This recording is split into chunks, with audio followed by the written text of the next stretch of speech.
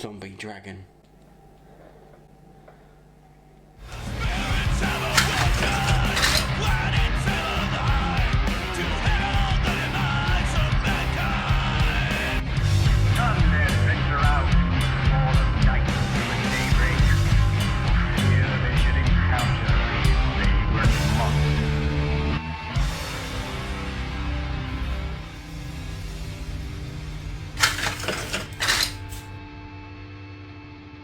Here comes hell. Seemed fitting, you know, zombie dragon and all that. Yeah, zombie dragon. That's the intro, I guess. Simple as that. Oh, and a cat. Let me eat. What go on? Mort would like to bring your attention to the WARPSTORMER t-shirt.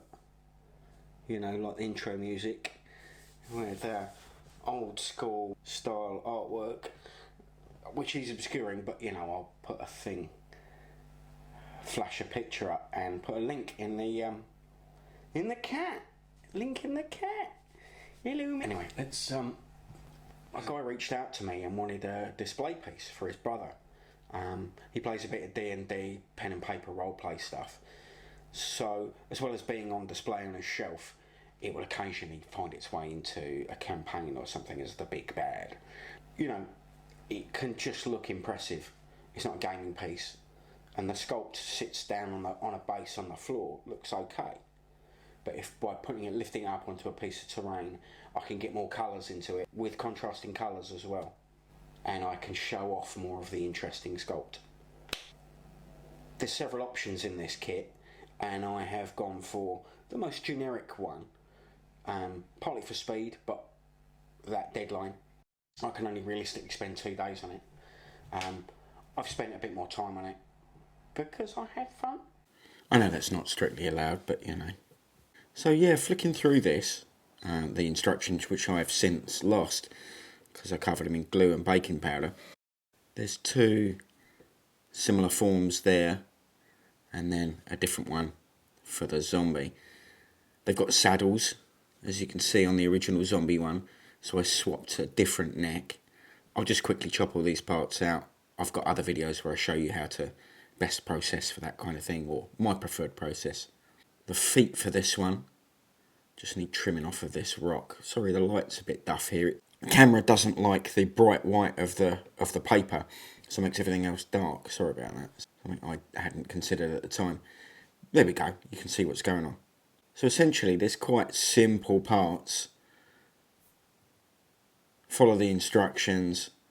I'll rush through this stuff and then show you the conversion stuff, because everything else is pretty standard. You see there I've made the choice for that spine piece.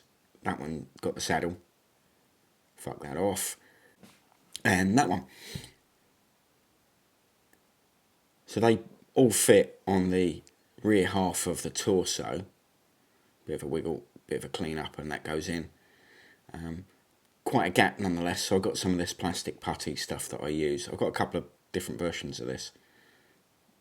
They go off pretty quickly, so you've got to put a tiny bit on a palette, whatever's close to hand.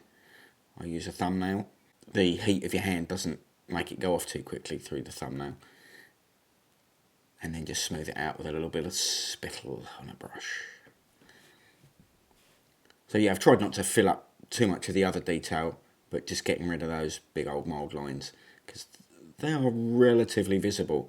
I don't know this kit particularly well. I've not built much like this. I'm not one for Age of Sigmar. Built lots of gits, my deep gits fish stuff, but I never ended up playing it and never quite finished doing the whole army. So you see there, put the glue on both halves, flip it over, push them together, and then just a little dribble of glue that will wick into where it's needed. Cleaning up the horns, which, yeah, I kept looking at that head and I didn't use them. I liked it without. I like the simplicity, the sleeker lines.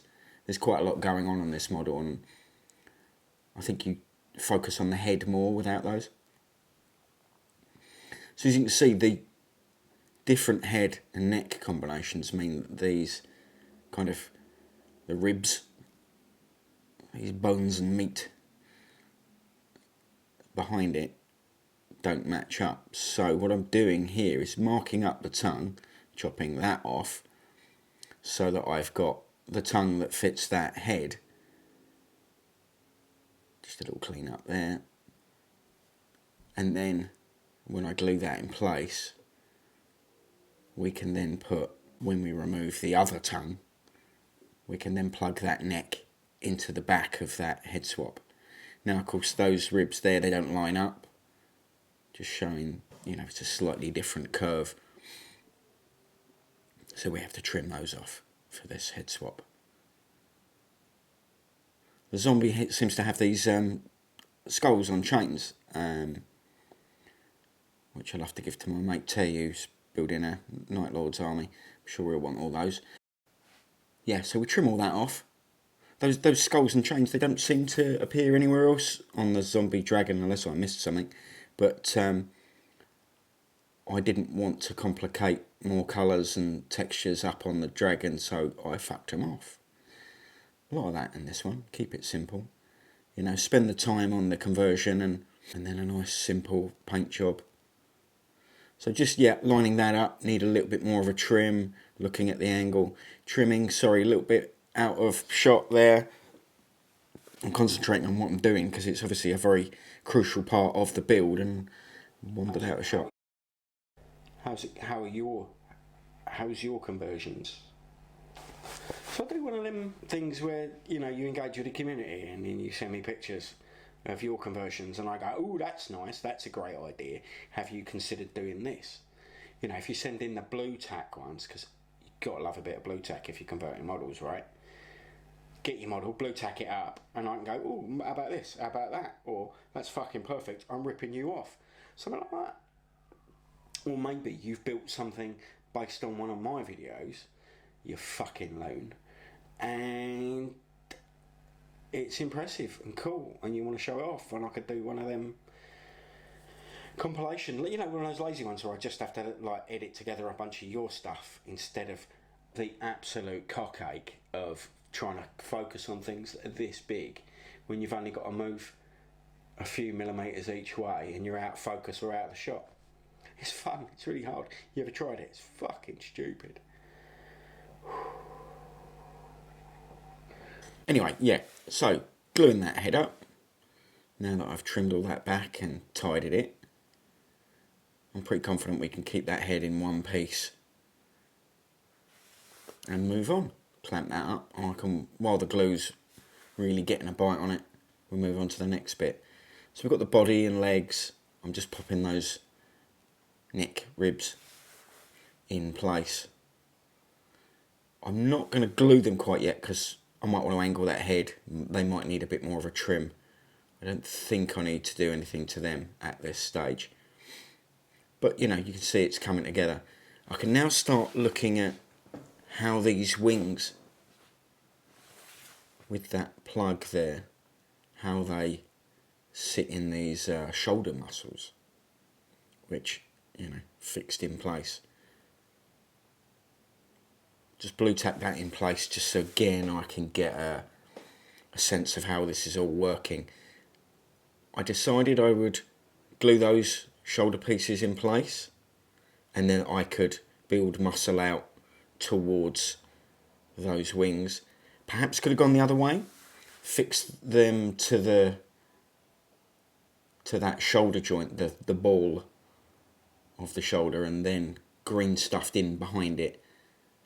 But I chose to go this way around on this occasion. Were I to do it again, there actually didn't turn out to be a great deal of green stuff needed in that area, just a minor fill.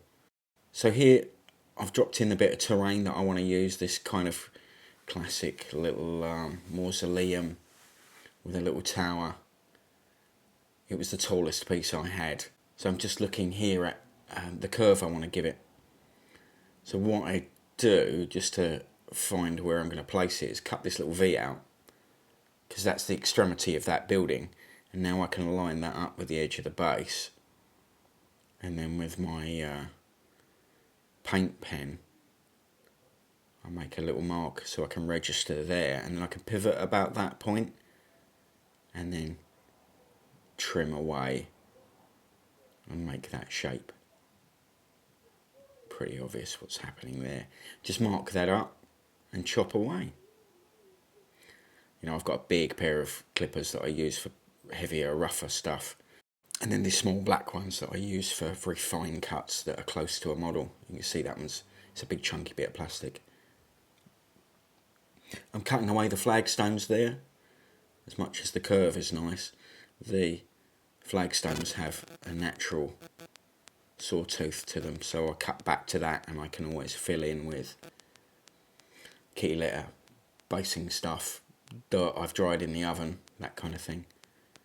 Classic roughing up of the surface there. It's got slightly, it undulates slightly, so I needed quite a lot of glue. You can see I used the thicker glue there in the blue Revel pot, and then paint in the thin stuff so that it finds its way into those nooks and crannies. Yeah, that's got quite a bit of a flex on it, so just to make sure that that's glue's got a chance to actually do some work, I'm going to get some of these little quick clamps. They're super cheap and they're really handy. I use them in carpentry, and I got a bunch for doing hobby as well. I usually get them in different sizes with different jaw widths. Just so that I can work on these wings and get the angles right, I need a bit more strength than blue tack can provide. So I'm not going to actually glue them, but I'm going to pin them for now. So I'll drill them for a pin. A bit of added strength can't hurt anyway. It's quite a lot of weight, a lot of stress in one area. But what I can do, just by placing that, looking at the angle, you've seen me do this in other videos, line up 2 holes, I'll glue a pin in, that will hold everything together. I might glue one of the pins in place, and that will help everything kind of hold in place while I'm getting the positioning right and figuring out where everything's going to line up.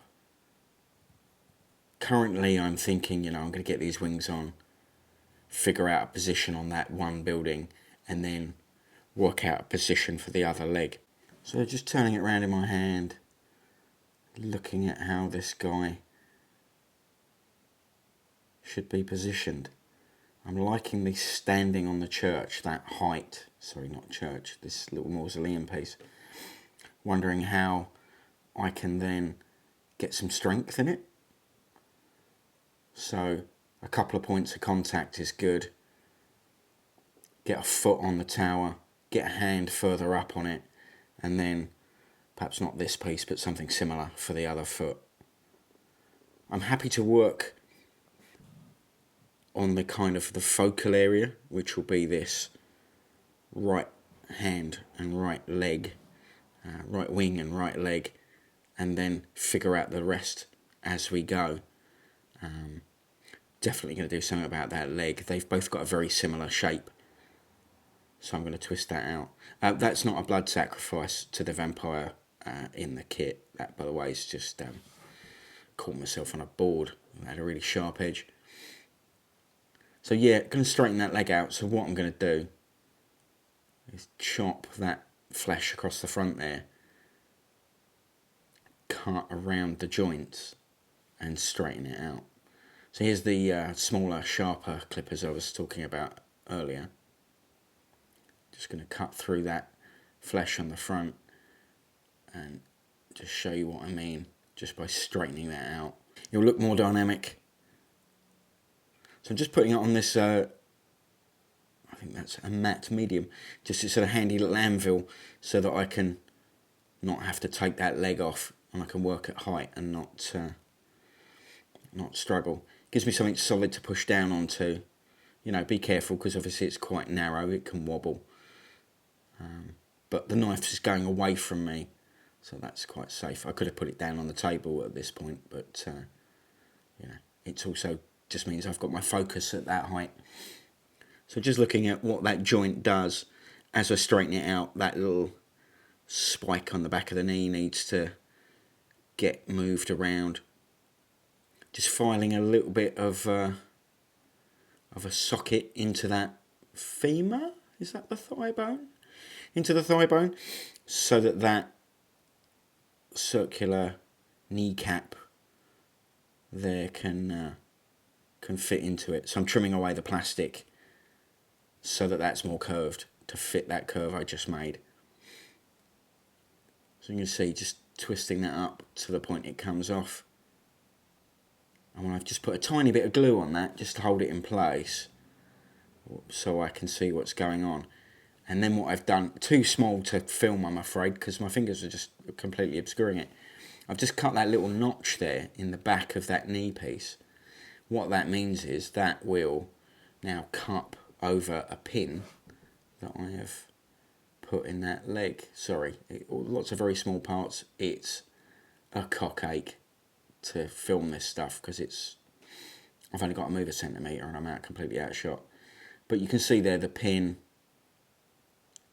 I'll get it in focus eventually. There you go. You can see the pin running between the two parts.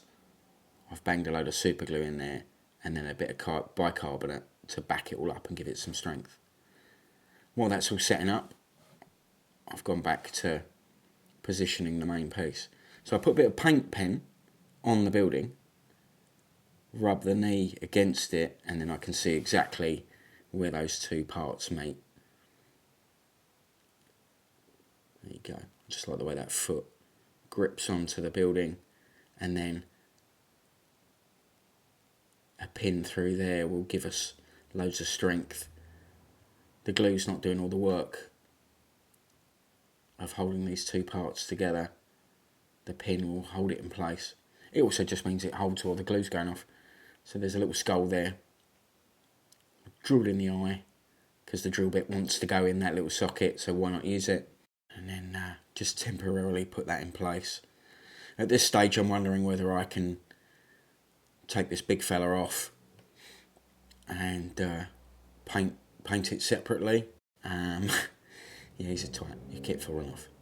I got rid of that because it meant I could put this big piece in behind. It was going to be somewhat wasted behind the main point of view, whereas this had a bit more presence and also had the nice height for something to put the left leg onto. So I got rid of that tomb and just a simple cut with a razor saw. Same way as before, I've loads of plastic glue and I've put that in place. And that hind leg now stands on that wall, outstretched like that. It gives it a stride, a wider stride, so it looks like it's dynamic. It's moving, it's striding. Loads of those offcuts, threw them on the base, loads of super glue, loads of baking powder. You can see there I've got a slight discrepancy that I was talking about earlier with that muscle. Banged in some of that putty in there, you could see it coming round. Smooth enough. Filled in those little gaps. A little bit of dramatic lighting. Partly to show the client where I was at and give him a progress report.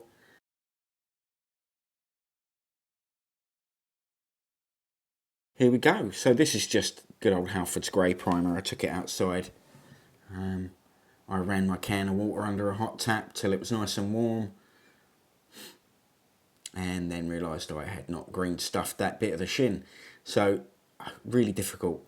You'll see why I'm going to struggle to show you what I've been painting, because this guy is a real scrabble. You're going to have a look at the back of my hand an awful lot while I do this. But I've pushed that tool in between all these bits and bobs. And that magnetic bearing on the back there, it's got a lovely shiny surface. And it's about the right size to move around that green stuff. So it's literally just a little round tool. You know, you could use the end of a Sharpie. You could use the end of a plastic ballpoint pen. You needn't necessarily use these silicone sculpting tools.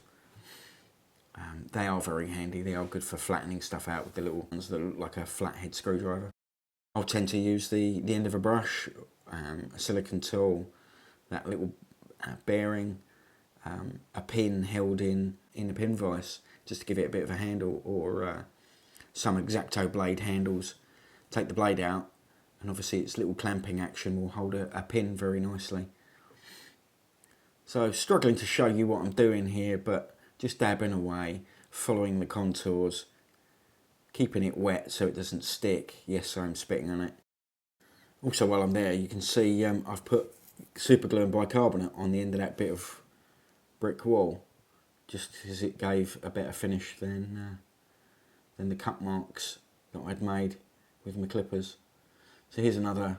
This is an old dental tool, sculpting tool. You can see it's all black from burning off super glue. But again, you know, you could use a pin in a pin or a very thin brush or something. But you can see I've just dabbed in some of the texture and little dents that occur across the flesh. I've let it set up a little bit and then made little lines across it. Just scratching that up, so it looks like a rough piece of stone that's been snapped as he's kicked through it. The other thing I want to do there that's become apparent as I've sprayed up the base coat is it needs a bit of an infill under the chin. Another bit of green stuff just pushed in there. So I've shoved it in good and deep, and then just follow the lines of the existing sculpture. There's a couple of little bits of hair like those ones just behind its ear. So I've glued in one of them, so he's got a little chinny chin thing going on. It's like the cat, he likes a chin rub. Doesn't dribble though. So I've got these little tombstones, various bits of crap, basing material, and slathered that all over. And then we're on to the black 2.0, which is just a really super matte black paint. And I've slathered that around all the base. But I'm really going to struggle, as you can see, to get the airbrush into a place where I can see what I'm painting and where the camera can see what I'm painting so I can show you. So forgive me there, some of these shots are going to be a lot of the back of my hand. Just the nature of the way this is working, I have to like thread myself through this model. I have to hold it, I have to see what I'm doing. But I can describe what's going on. Painting in some shadows, so the nadir zenithal highlights, nadir shading. So just painting in the shadows, more towards the back, more towards the bottom, and away from the focal areas. Similar concept here with the Mecrite red, Mecrite, yeah. So just putting that in over the fleshy areas, obviously. It's a good base colour. There isn't a great deal of bone facing downwards, so it wasn't really an issue. This is more, of course, named after Terry Pratchett, and I'm listening to a Terry Pratchett audiobook. I forget which one. Feet of Clay? Men at Arms?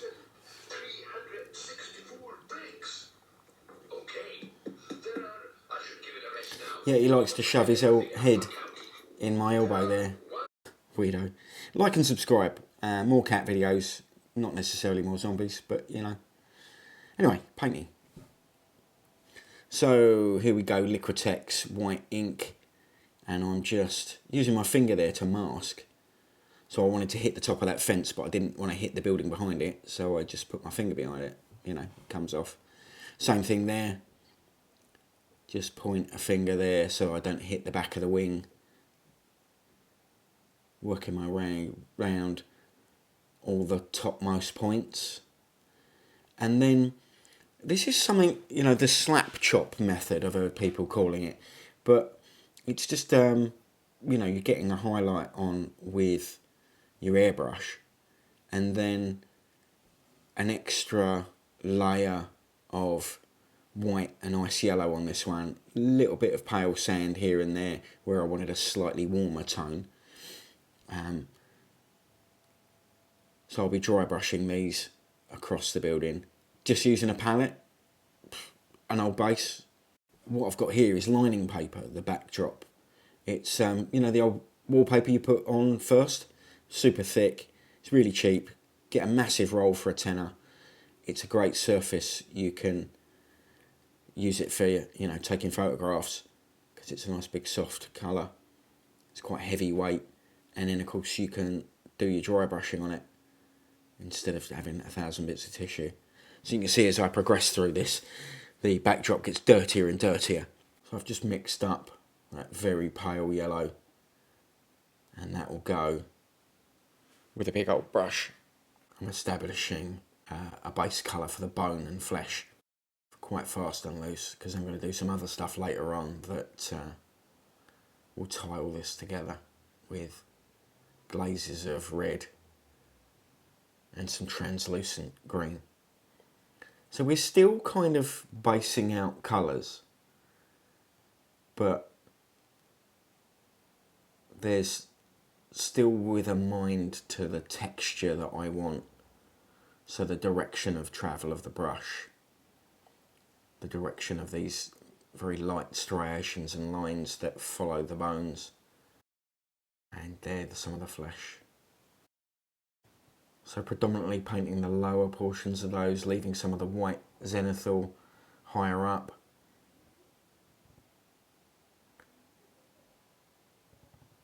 Boom, boom, boom, boom, boom. Throw it all on. Just focusing on the bone and flesh. Now this is a bit more white and a bit of the ice yellow, and I'll hit the building, the front and the top most edges of some of these components.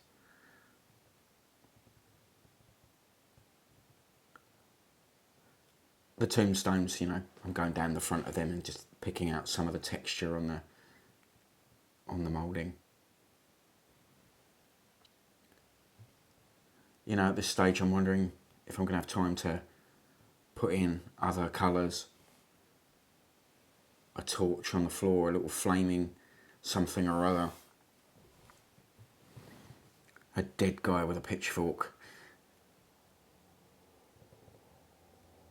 Whether I want a blue cold night light, lots of options. Could have done so much more had I had more time, but the amount I'm getting paid, the amount of time is money. I wanted to keep the quality up, so rather than rushing a more complex paint job, I keep it simple and do achievable things. So you can see really establish some of the just nice tones in the stonework, a little bit more focus on some of the more interesting detail just to draw the eye. Good old corn red, a little bit more saturated, just putting this into the lower recesses, these little tears and things. Paint it in, rub it away, you know, it's quite a painterly piece. Bit of spit on a brush and rub it away of any bits where it's spilt across. And sometimes I'm painting in this glaze and then buffing it back, rubbing my finger across it, polishing back up, much the same way you put oils on, just these little small areas. So again, this is just a little bit more saturation, lifting up from the mechandrite that I've airbrushed on. Very thin glazes. I'd rather do 2 or 3 runs of this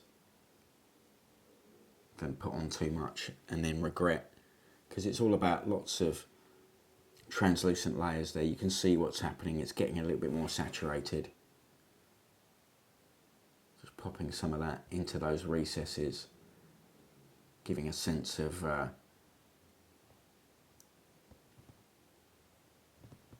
rotting flesh within. Still got some blood moving around in it.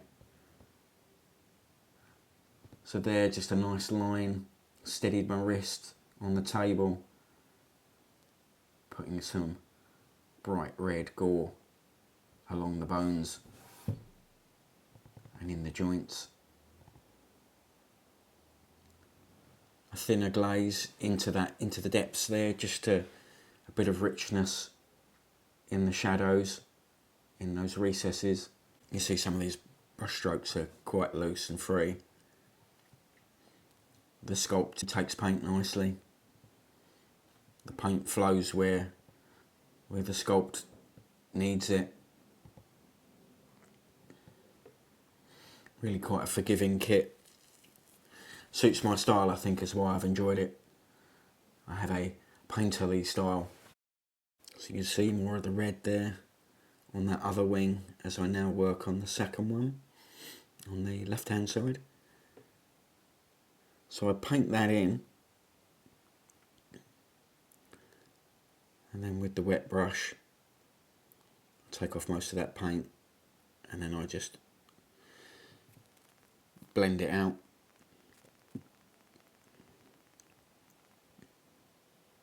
And you see just feathering that out,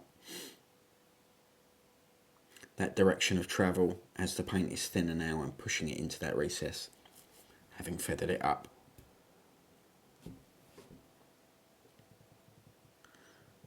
So this is a bit more pale sound on the wet palette this time rather than the dry brushing. And what I'm going to do here is just push the bone that bit lighter. So I've got a tiny bit of the red in there so that it's got a little bit of warmth. You can see it's super thin, it's a glaze. But we're just taking almost like an edge highlight, the smaller motions. The paint stays where you push it. So as I get to the end there, there's a bit of a highlight.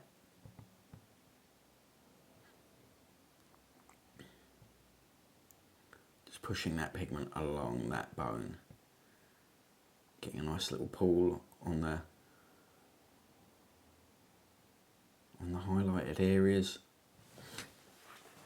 Where I'm dabbing it, I'm leaving more pigment and then feathering it out as the brush whips away. Again, steadying the wrist.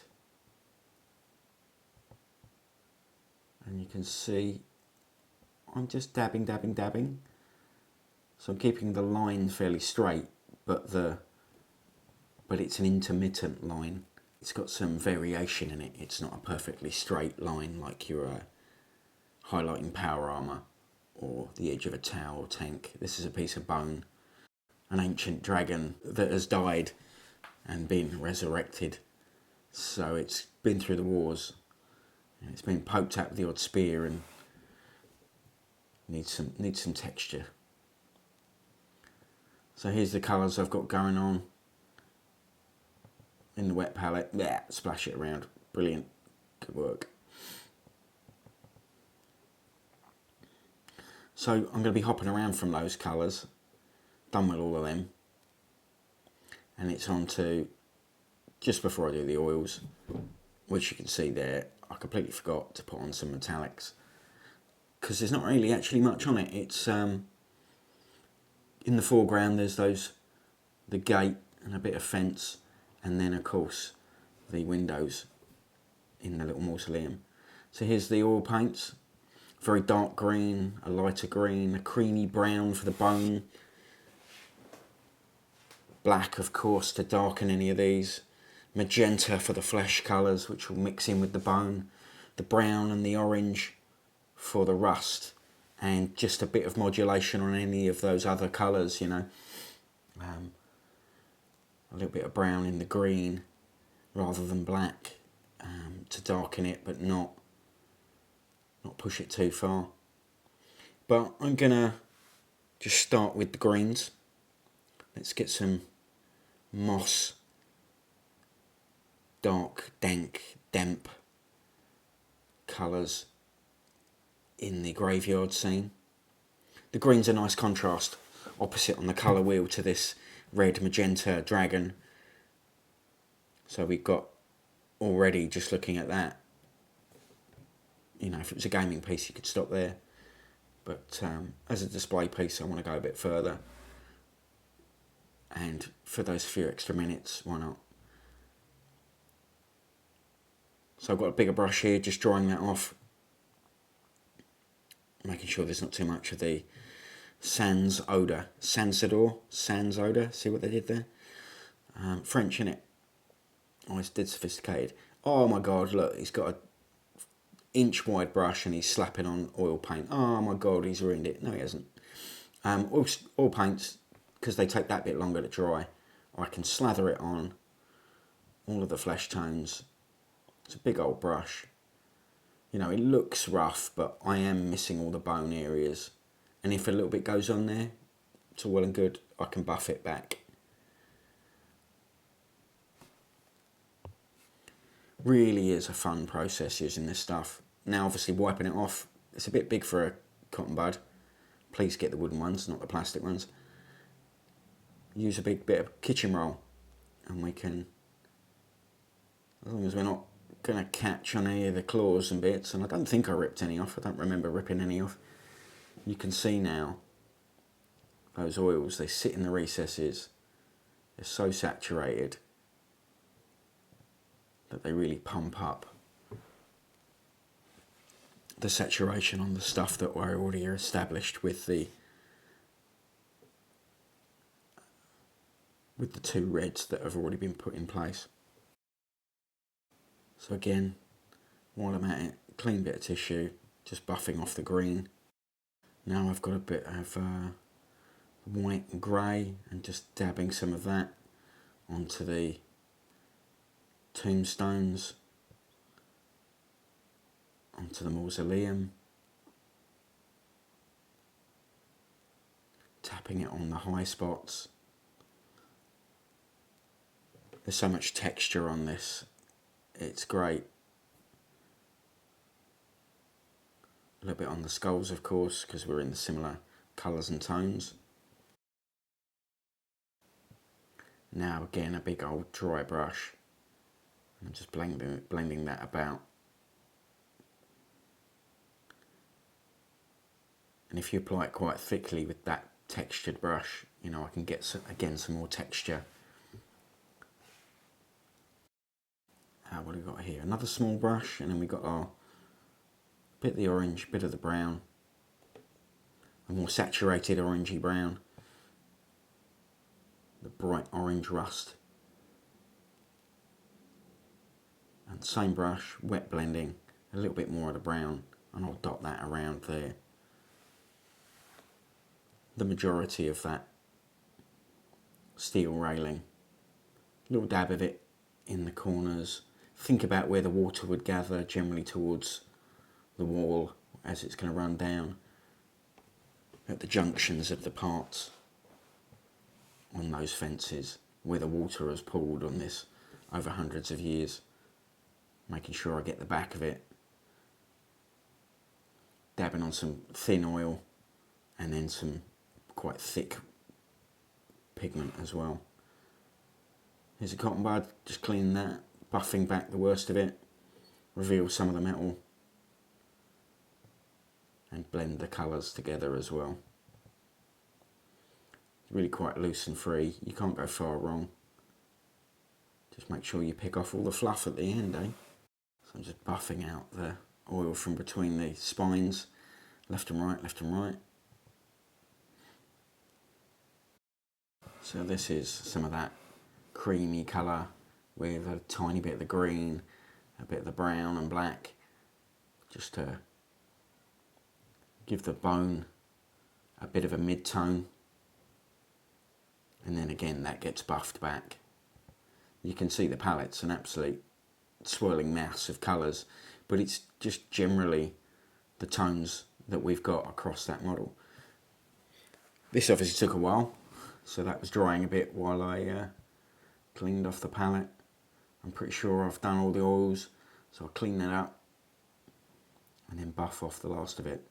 Really pleased, you can see the way the oils sit in the recesses, and then the way you can just buff up and reveal the colour underneath. So rather than painting a highlight, you're buffing back to the light colour that you painted underneath. So there we go. That's the oils. Got a really nice feel to the whole model. Probably won't put a brush to the base much anymore. Just tidy up the skulls a little bit. Bring them a few highlights. But for the most part, you know, you could stop there. But I've got a bit more time on the clock, so I'll get the acrylics back out. Give us some more contrast on top of these oils. Not got an opinion on this. It doesn't like the smell.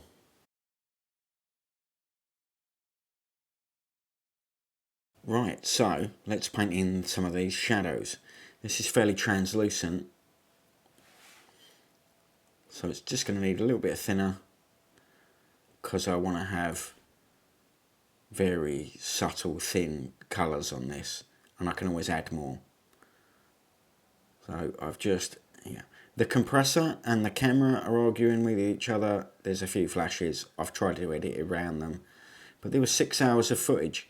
So excuse me if some of this goes meh. Yeah, it's never done this before, but my compressor and the camera are having a bit of a conniption. They're not happy. I'm going to have to run a cable round the houses next time. Run the power in from another room. But you can see what I'm doing here is just putting a bit of this purple magenta into the lower sections, towards the bottom, towards the back. Over the green on the base, it really helps. This is, by the way, your airbrush, put a little water vapour catch there and a quick release. It's really handy so that you can mix your paints and not have your hose dragging across things. You're not going to catch your leg on your hose and kick your paint over and flick your model across the room. So in the same way, quite translucent, bit of thinner in the pot, some of that fluoro yellow and some green ink, and very thin. You can see over there it's quite translucent, you can still see the text. Now I'm going to put that over our pink and white cream over the flesh and over the bones. So in a minute. Bear with me. There we go, it's dead. So that green, it's lighter, different tone of green than the base, but it's in that same kind of wheelhouse. It's more yellow towards the white, whereas the green on the base is a lot darker and perhaps has a bit of blue to it. Blue at the night time, you know, suggestive of shadows, cooler. Whereas up on the dragon, because it's got the red and the magenta underneath, you know, we're really darting around that colour wheel. Putting just a couple more dabs of white into that yellow and green. So I've hit all those skin areas, what little skin it's got, and just in general over the bones, just so that they don't leap out. They're in the same wheelhouse. And just gone a little bit lighter. It's a little bit more translucent, but I'm going to focus on a smaller area. I'll wind the stop on the airbrush in a little bit and just focus in a slightly smaller area. A few more drops because it wasn't quite light enough. The green is quite a powerful ink.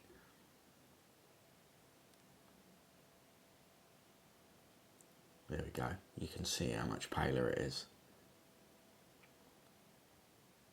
And then again, just focusing on the higher points.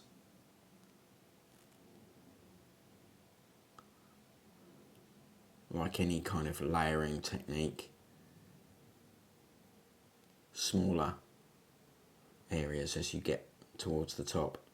So now I've just put those three colours that I've been airbrushing into my palette. and I'll be tickling in more of that detail. I wanted to re-establish some of that redness in around this joint here.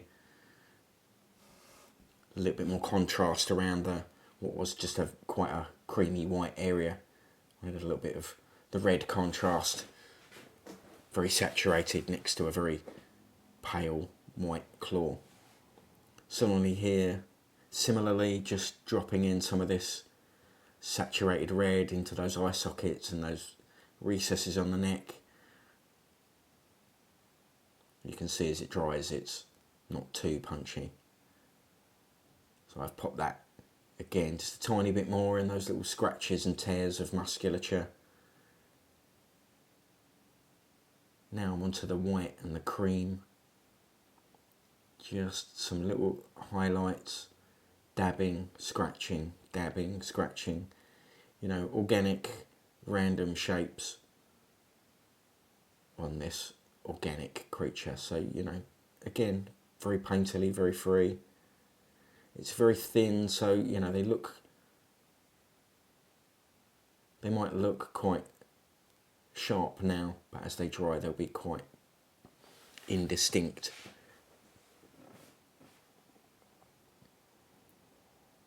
If it's too much, you can just glaze over it again. So again, lots of little dots, and then I might join them up with a line along the neck muscles there. Some highlights on the teeth. Getting lighter still as I get towards the top. The very highlights of teeth and the tip of the tongue. You know, if it's a wet tongue, it's going to be very reflective. So you'll get that natural spot of light. The edges, top edges where the light's going to hit.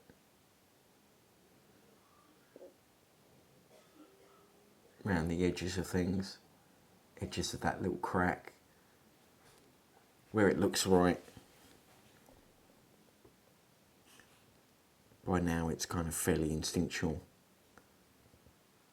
flow state kind of painting.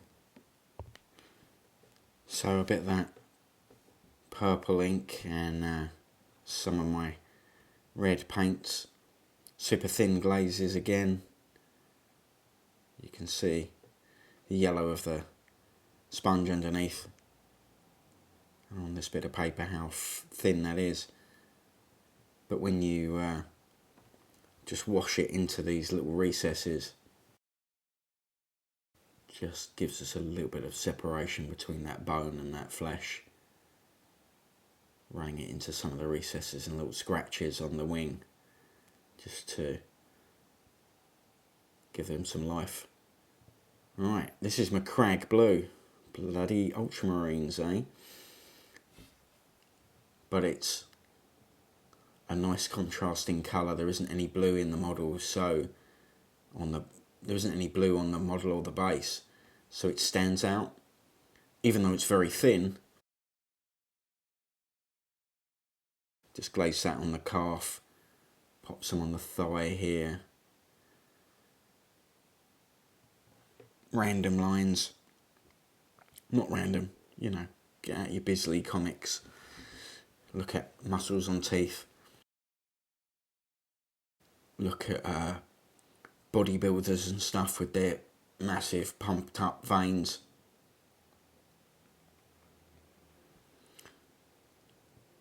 Look at a couple of references and forget them. And then just freeform that stuff on. Just gives us a little bit of visual interest. I mean, you can barely see it, can't you? It's there. It's really there. It's that thin. If it pulls into a corner, it just makes the green a little bit more vibrant. But you'll see as it dries, we get these lovely lines that contrast the cream, contrast the red.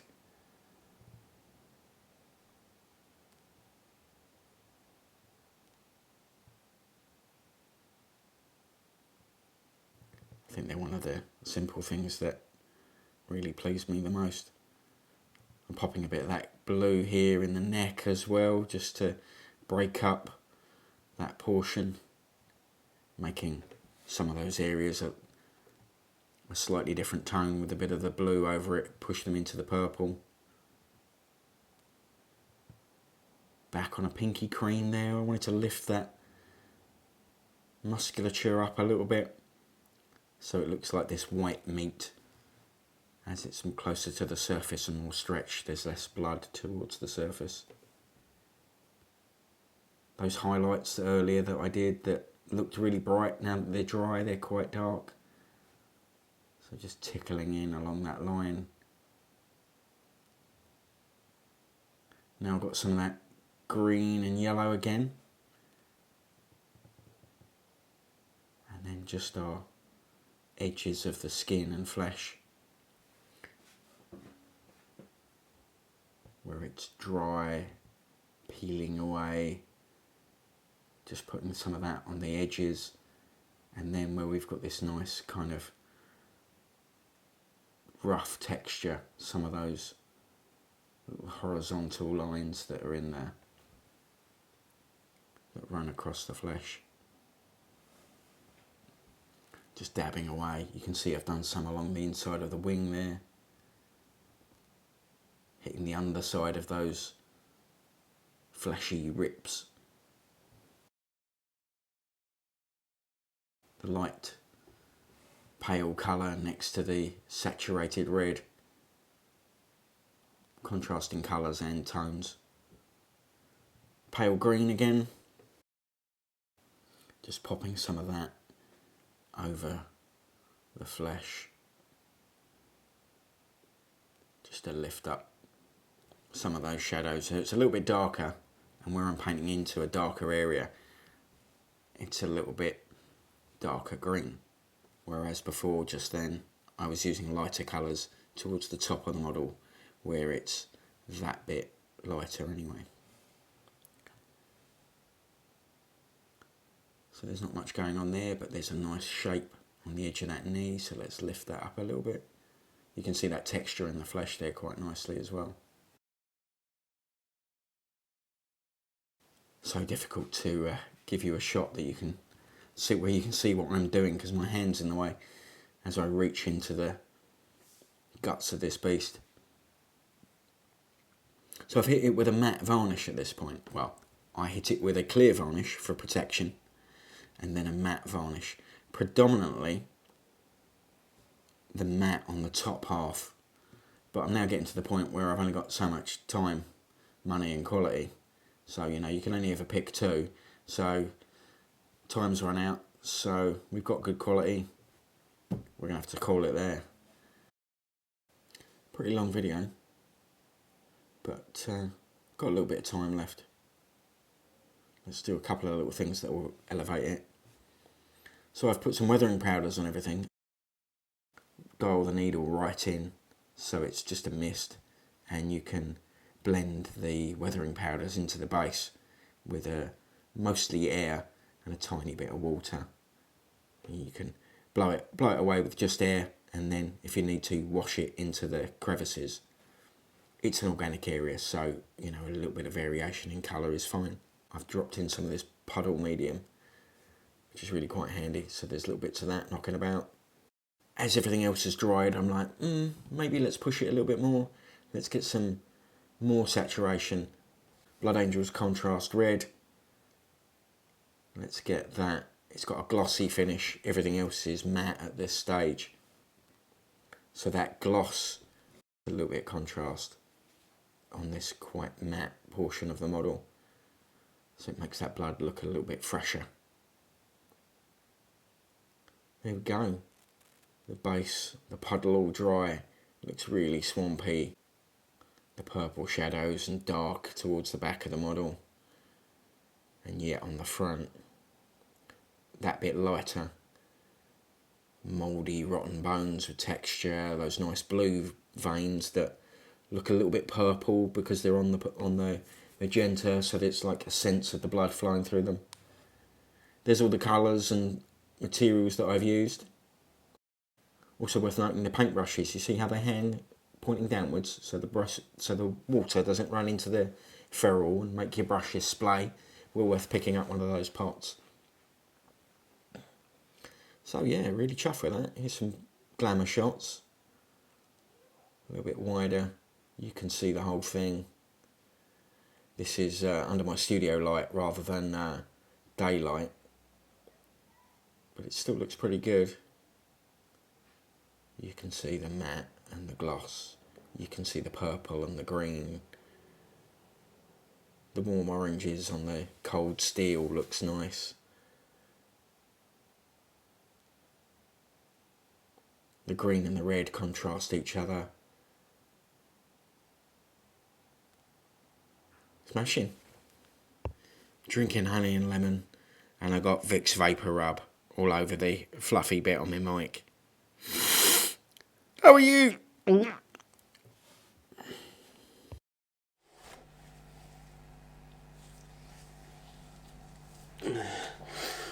been putting off filming this because I look and feel rough. There's honey and lemon and scotch. So I don't sound like a sucking drain. What would I have done differently? If it were mine, I think I might have put a torch or a brazier in the graveyard just for, again, another colour. I could do some OSL, some yellow, orange light hitting the side of one of those buildings and hitting the back wall, just so that you've got the orange against the green, the purple kind of ominous shadows on the back, on the underside of the dragon, on the back of the buildings. Just a nice little counterpoint there. I could have pushed the contrast more, but that's quite time consuming, you know, to plan that, to execute it exponentially more. As it was, it happened really quickly.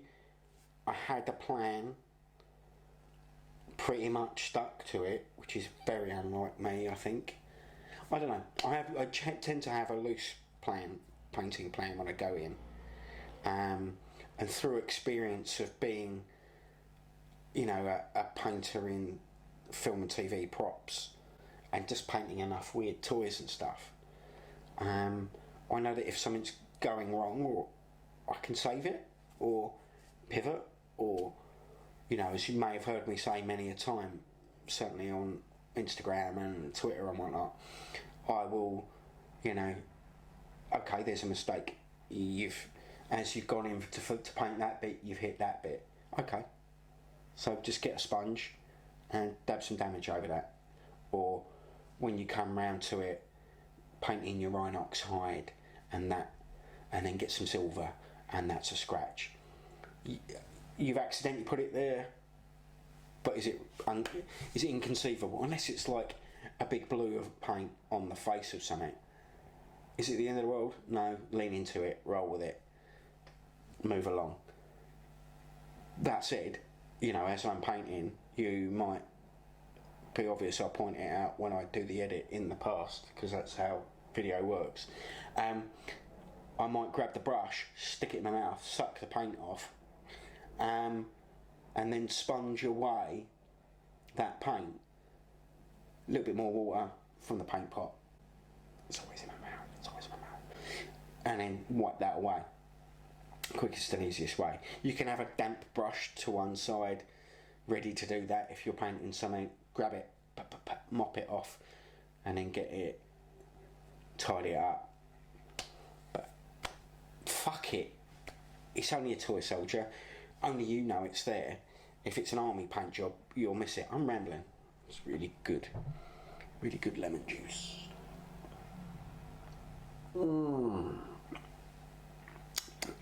Jameson's.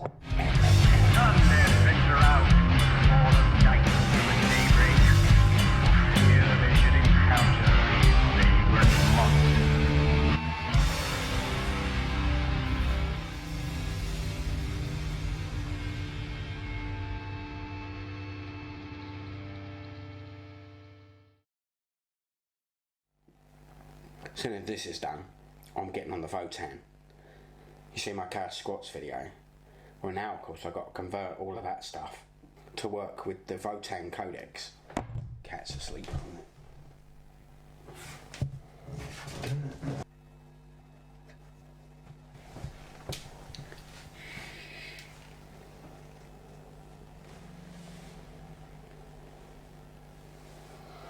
I normally film sitting here, but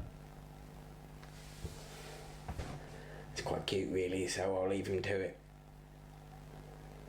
I might even focus it on me instead of the background. Oh look, it's Bill's sticker. Call me babes. Spooky lighting in it. Because, well, Zombie Dragon. You read the title, that's why you're here. So I've got a script. Zombie Dragon, Flesh Eater Courts, Terrorgeist, with a Ghoul King or a Vampire Lord, I think. Not a werewolf. No werewolves.